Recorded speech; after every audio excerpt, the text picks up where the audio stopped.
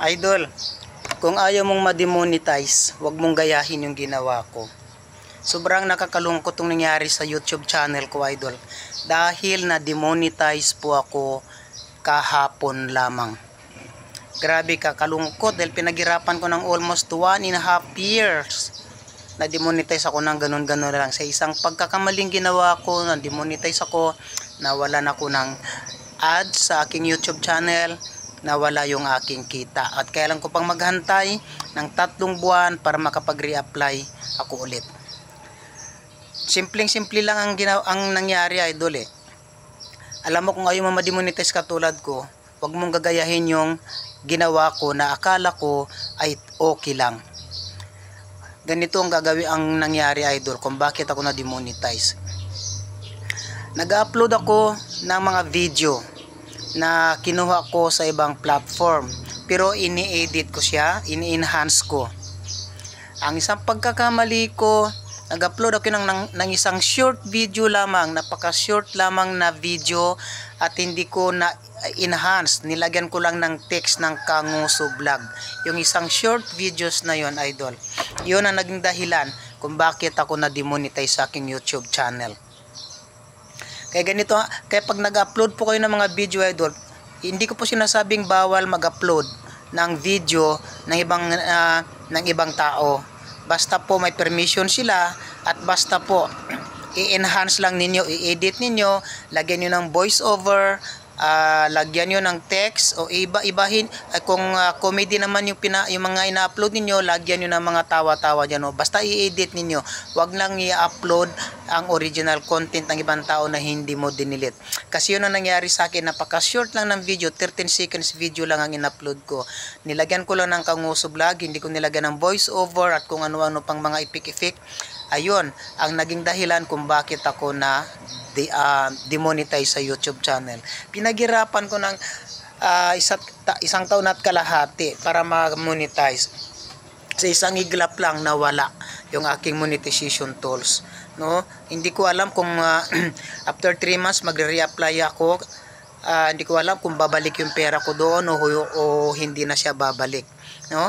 Ang lungkot, nakakalungkot. So sa mga creator diyan, mag-ingat po tayo sa mga ina-upload natin. Huwag tayo basta-basta mag-upload kung ayon yung mangyari sa inyo ang nangyari sa akin, lalo pa sa YouTube, or sa Facebook man yan, or sa Meta World. Huwag ninyong kagayan ng ginawa ko na nag-upload ng video na hindi ko inedit. Even doon na alam ko naman din na dapat i-enhance siya. Pero ang nangyari kasi parang take for granted ako. Basta lang ako nag-upload ng short video na yon nang hindi ko pinag-isipan, hindi ko in-upload. Samantalang ang dami ko nang in-upload na ganon, hindi naman siya nagka-violation. Yun lang, yung isang 13 seconds na yun na short video na in-upload ko na hindi ko lang siya na-enhance. Ayun, yung dahilan kung bakit ako na-demonetize. Kailan mo mag-reapply, or either kailan mo mag-appeal. Pero bago ka mag-appeal, dapat hindi ka magde-delete ng video pag mag-appeal ka. Ang nangyari sa akin, hindi ako nakapag-appeal dahil nag-email na pala sa akin nung nakarang araw si YouTube. Nag-email na sa akin. Hindi ko agad nabasa yung email niya at nakapag-delete ako ng video doon. Yun pala ay bawal. So hindi ako makapag-appeal dahil na-delete ko na yung video. So mangyayari ngayon sa akin, kailangan ko mag-antay ng 3 buwan para makapag-appeal.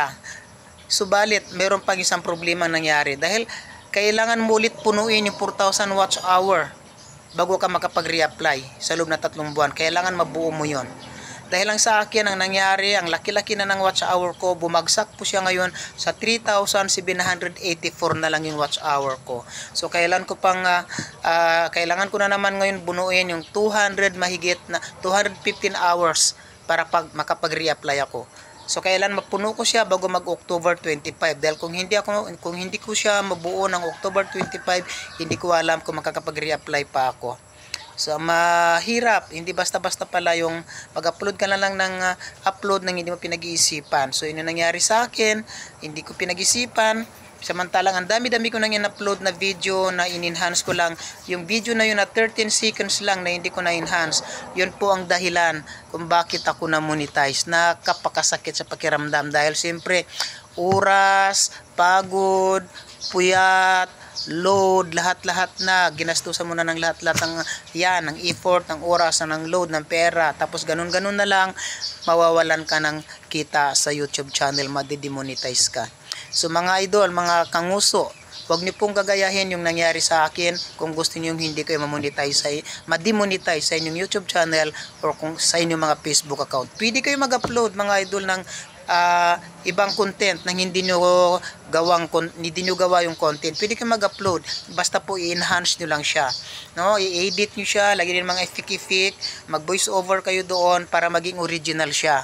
Ang sa akin kasi, hindi ko talaga na-edit. Basta ko na lang in-upload yung 30 seconds na yon. Ayun, nawalan ako ng kita. Na-demonetize ako. Nakakalungkot. So maraming salamat mga idol. Sana po nakabigay ako ng inspirasyon o nakabigay ako ng kunting kaalaman doon sa mga baguhang content creator na sana po ay wag niyong gagayahin yung nangyari sa akin, yung ginawa ko para hindi po kayo ma-demonetize. So maraming salamat. Don't forget naman pa-follow or pa-subscribe sa aking YouTube channel at huwag kalimutan i-share para mas maraming makaalam. Maraming salamat mga idol.